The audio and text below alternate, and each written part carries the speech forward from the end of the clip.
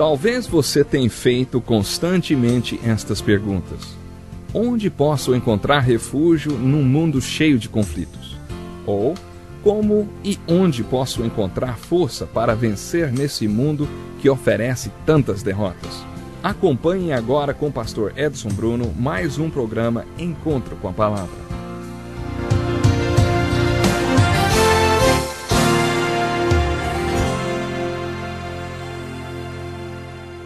Muito obrigado, Darrell. Felicidade estarmos juntos mais uma vez para o Encontro com a Palavra. Continuando o nosso estudo do Velho Testamento, vamos analisar pela terceira vez o livro de Deuteronômio. Observamos que esse livro é uma coletânea de sermões que Moisés proferiu ao povo de Deus antes deles invadirem a terra de Canaã. Depois de caminharem durante 40 anos no deserto, eles finalmente decidiram assumir um compromisso de fé e atravessar o Rio Jordão para invadir a terra de Canaã e tomar posse de seus bens espirituais. A última coisa que Moisés fez antes de morrer foi dizer todos esses sermões que estão registrados no livro de Deuteronômio. Sabe, a nossa intenção é ter uma visão geral desses sermões. Em nosso último encontro, estudamos o sermão de Moisés sobre a graça de Deus. Isso está registrado nos 6 primeiros versículos do capítulo 9 de Deuteronômio. Esse sermão é seguido no capítulo 10 pelo sermão sobre a nossa resposta à graça de Deus. Isto é sempre enfatizado nas Escrituras. E agora, ó Israel, o que é que o Senhor teu Deus pede de ti, senão que temas ao Senhor teu Deus, que andes em todos os seus caminhos e o ames, e sirvas ao Senhor teu Deus de todo o teu coração e de toda a tua alma, para guardares os mandamentos do Senhor, os seus estatutos que hoje te ordeno para o teu bem? Os céus dos céus são do Senhor teu Deus, a terra e tudo que nela há. Mesmo assim o Senhor se afeiçoou a teus pais para os amar, e a vós, semente deles, escolheu depois deles, de todos os povos, como hoje se vê. Circundai, portanto, o vosso coração, e não mais endureçais a vossa cerviz. A ênfase aqui está em como você responderá à graça de Deus. Graça de Deus quer dizer que Deus ama você. E Ele ama você não porque você é bom ou porque você não é bom. O amor de Deus não é condicional. Ele não está baseado em suas atitudes. Você pode afirmar, Deus me ama, não importa o que eu faça. Se você ama as pessoas com o amor de Deus, então você pode dizer que as ama, não importa o que elas façam. Não há uma razão para você amá-las. O seu amor não é condicional. Ele não depende das atitudes das pessoas. Em nossa casa, nós temos um quadro com a frase, Deus me ama incondicionalmente. Sabe, essa é a primeira coisa que meus filhos veem quando chegam em casa à noite, mesmo que seja além do horário que deveriam chegar. Deus me ama incondicionalmente. No corredor tem outro quadro com a frase, eu amo você incondicionalmente. Quero que meus filhos sejam confrontados com esses 2 fatos toda vez que entrarem na nossa casa, não importa quando e nem como entram. Não importa por onde tenham entrado ou andado, Deus os ama incondicionalmente. Esse é o significado da palavra graça. O amor de Deus não está condicionado a nada. Não depende das suas atitudes. A palavra graça é como uma espada de 2 gumes, ou seja, que corta dos 2 lados. Em primeiro lugar, isso implica que o amor de Deus por mim e as suas bênçãos sobre a minha vida não dependem das minhas atitudes. Isso é muito confortante porque mesmo que suas atitudes durante essa semana sejam boas, você poderia sentir-se inseguro sem saber se poderia manter o mesmo comportamento na semana seguinte. Talvez na semana que vem você poderia dar uma escorregadinha e aí Deus não amaria e nem abençoaria mais você e por isso você ficaria inseguro. Mas quando você entende a palavra graça, entende que não precisa se preocupar com isso. Deus vai amar você incondicionalmente, não importa o que você faça. Ele ama você por causa da graça dele. Essa é a primeira metade da mensagem sobre a palavra graça. A outra metade é a seguinte: eu não conquisto as bênçãos e o amor de Deus com atitudes positivas e eu não perco sua graça por causa de atitudes negativas. Podemos nos confortar com isso. A razão de Deus me abençoar não é porque eu sou bom. E Ele também não vai me pôr para fora se eu me tornar mal. Deus me ama e pronto. Exatamente. Jesus me ama quando sou bom e faço o que deveria fazer. Jesus me ama quando sou mau, mesmo que isso o deixe triste. Mas Jesus me ama. E essa é a mensagem da Bíblia. O amor de Deus é assim. Como você responde a isso? Não serve como um estímulo para você? Isso devia estimular você e também a mim a limparmos as nossas vidas e parar com a teimosia e pararmos com o pecado. Devemos desejar agradar a esse Deus que nos ama independentemente de qualquer coisa. Isso deve servir de estímulo para limparmos nossas vidas daquilo que desagrada a Deus e depois, é claro, servi-lo e expressar nossa resposta em gratidão e oração. Depois de nos falar sobre a graça de Deus e a salvação, o apóstolo Paulo, em 2 Coríntios capítulo 6, verso 1, diz assim: Nós vos exortamos a que não recebais a graça de Deus em vão. Nos 10 mandamentos dados através de Moisés, Deus demonstra ser um Deus que tem um objetivo, propósito e ordem para o que faz. O simples invocar o nome do Senhor em vão já é pecado.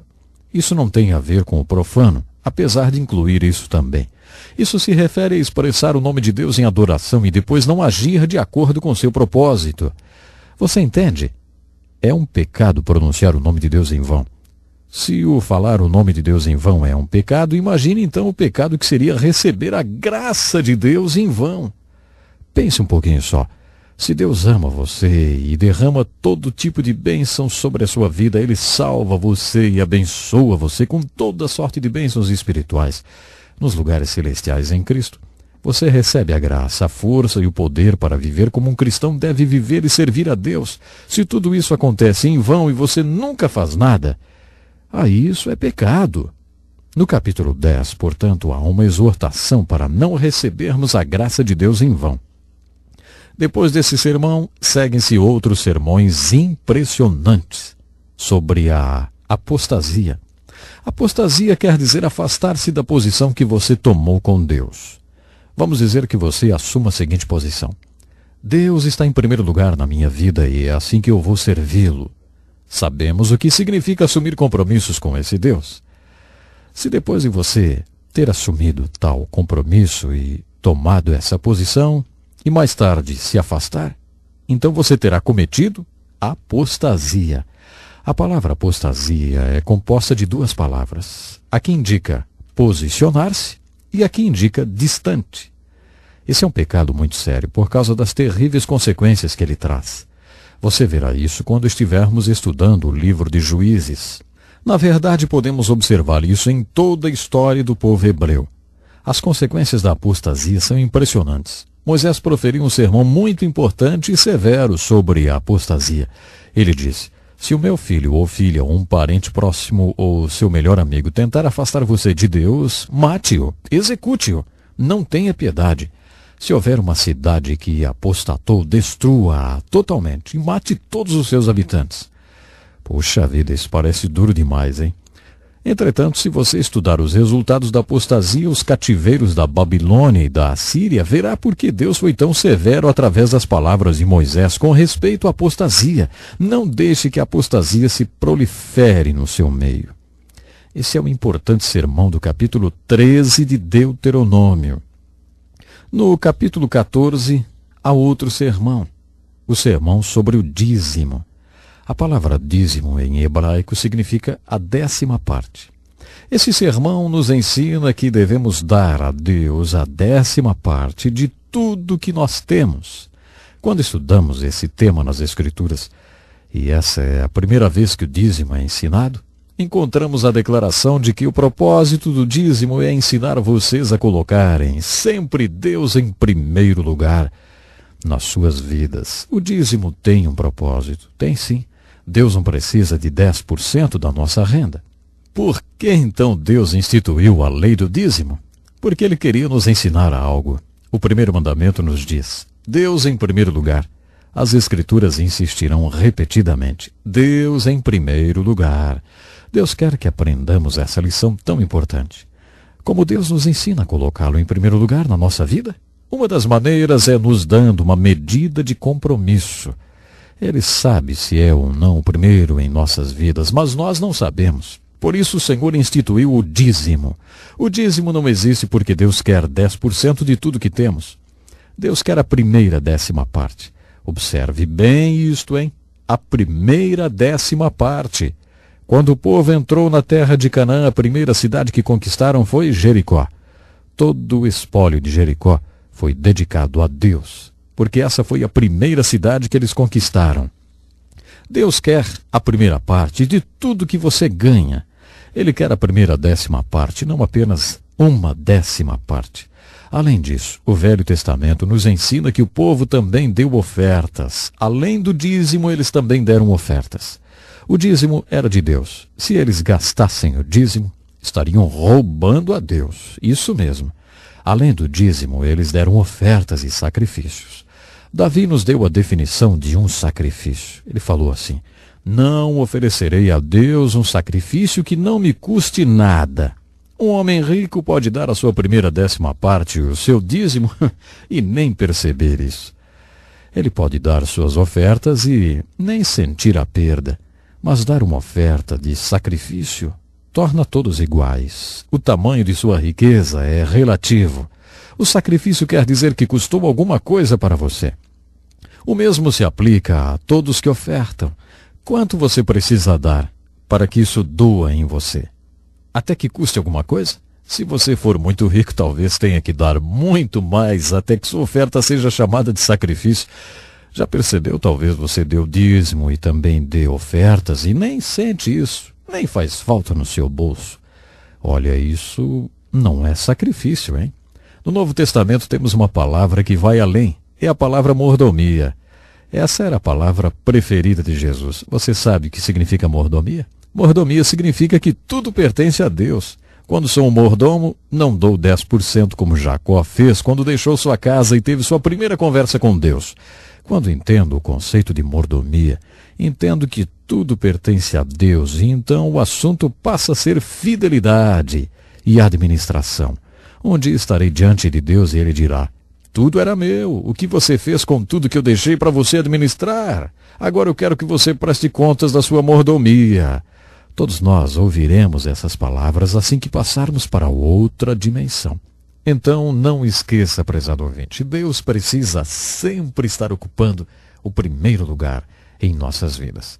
É uma pena, mas o nosso tempo hoje já acabou. Eu gostaria que você continuasse lendo o livro de Deuteronômio e pedindo a Deus que Ele venha abrir seus olhos para você entender e aplicar essas verdades para a sua vida. Até o nosso próximo encontro, então. Que lição importantíssima.